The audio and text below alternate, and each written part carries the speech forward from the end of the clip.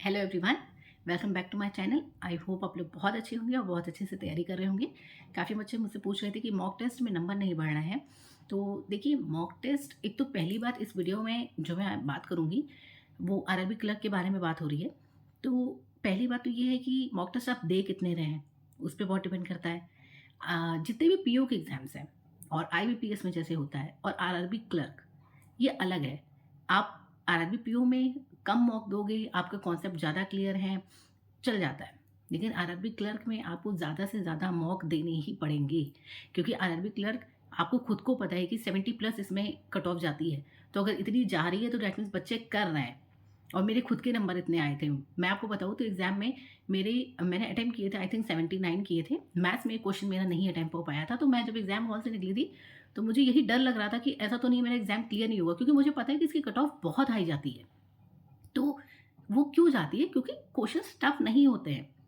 सिर्फ़ और सिर्फ़ अगर आपकी स्पीड और एक्यूरेसी है, आपको पता है कि हाँ, मुझे कितनी जल्दी कैसे करना है, आपका एग्ज़ाम क्लियर हो जाएगा। इसमें सबसे ज़्यादा जो छोटी-मोटी चीज़ें आपको ध्यान रखनी है, वो ये है। पहली बात, क्वांट में आप कैलकुलेशन करते हैं। मैंने पीयू के एग्ज़ाम में आपसे कहा था, ठीक है, आपको पेन पेपर की आदत है, आप करो। यहाँ पे भी आप कर सकते हो, बट जो छोटी-छोटी कैलकुलेशंस होती हैं, उसके लिए पेन पेपर मत यूज़ करो। वो मेंटल कैलकुलेशन जो होती है ना, कि आप दिमाग में ही सॉल्व करो। कि हाँ, मतलब इसका मल्टीप्लिकेशन क्या होगा, इसका क्यूब क्या होगा, इसका स्क्वायर क्या होगा। ये मैंने आपको शुरुआत में भी मेरी वीडियो में बताया है कि अगर आप बैंक की प्रिपरेशन कर रहे हैं, क्वांट के लिए आपको क्यूब्स, स्क्वायर्स, टेबल्स ये सब याद करनी ही पड़ेगी। अगर अभी भी आपको याद नहीं है, देर नहीं हुई है, अभी भी टाइम है, आप याद करिए। इससे ना आपका टाइम बचेगा। और आपको ऐसा लगता है कि कितना टाइम बच जाएगा, बट सच में बहुत टाइम बचता है। तो इसकी प्रैक्टिस ज़रूर करिए। जब आप ये कर लेंगे ना, तो आपको मॉक देने में क्या होगा, आप जो एक क्वेश्चन में ज़्यादा टाइम लगा रहे थे, आप दिमाग में पूरी कैलकुलेशन कर लोगे, तो सीधे क्या करोगे, टिक करोगे आंसर, फिर नेक्स्ट क्वेश्चन। तो बहुत टाइम बचेगा। ठीक।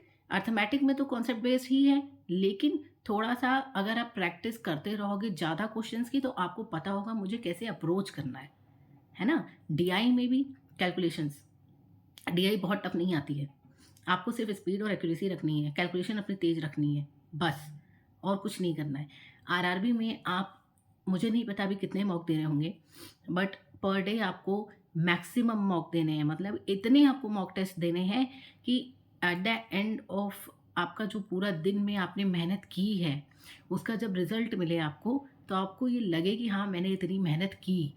आप सुबह से मॉक देना शुरू करो, आपको शाम तक में देखिएगा फ़र्क महसूस होगा, क्योंकि मॉक देते-देते भी हमारी स्पीड बढ़ती है।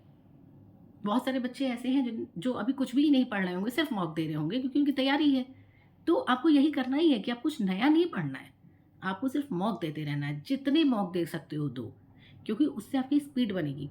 आप अगर मॉक नहीं दे पा रहे हो, कोई भी वजह से, आप अलग से क्वेश्चन सॉल्व कर रहे हो, तो विद टाइमर ही सॉल्व करो, विदाउट टाइमर सॉल्व करने का कोई फ़ायदा नहीं है, तभी आपका नंबर नहीं बढ़ना है।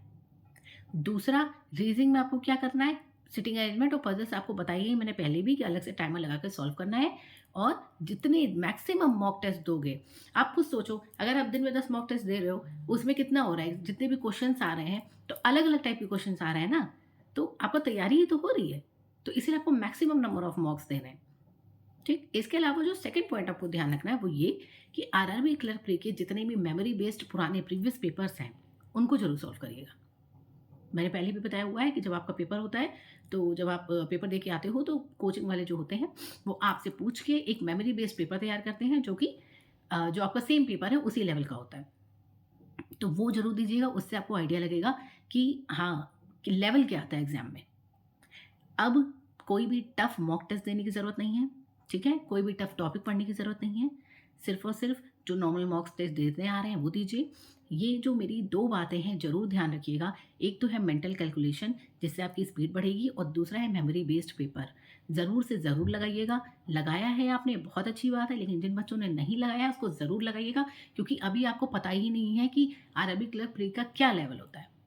हमें तैयारी हमेशा पेपर के हिसाब से करनी चाहिए। सब कुछ पढ़ लेने से सिलेक्शन नहीं होता है। जो पेपर माँगता है वो पढ़ोगे तभी सिलेक्शन होगा। तो इसीलिए मेमोरी बेस्ड पेपर लगाइए, लेवल देखिए क्या होता है, ठीक है? कैलकुलेशन अपनी बढ़ाइए और आराम से पेपर दीजिए। कुछ भी टेंशन नहीं लेनी है, एकदम चिल होके पेपर देना है, ठीक है? दिमाग को शांत रख के क्वेश्चंस को पढ़िएगा, तो कोई भी दिक्कत नहीं होगी। आप सबका पेपर ज़रूर क्लियर होगा।